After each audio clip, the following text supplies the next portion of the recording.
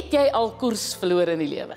Jy hardloop in jou eie baan, jy pla niemand nie, en ewe skielik kry jy 'n klap of twee van die kantlyn af. Ek het al dikwels sulke klappe gekry in my lewe. Ek herinner my dan graag aan die Apollo 13 fliek, kan jy dit onthou, van 1995. Hulle het mos ook koers verloor op dag 6 van hulle rit.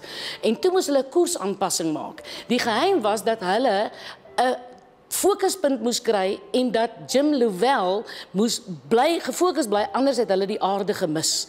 En so gebeur dit ook in my en jou lewe, dat ons dikwels ons fokuspunte verloor. Wat is dit, daai een of twee goed wat jy moet doen om weer op koers te kom in jou lewe? Die Bybel leer ons dat as ons koersvas wil bly, dat ons oog gefestig moet hou op Jesus, die begin en die volëinder van die wedloop.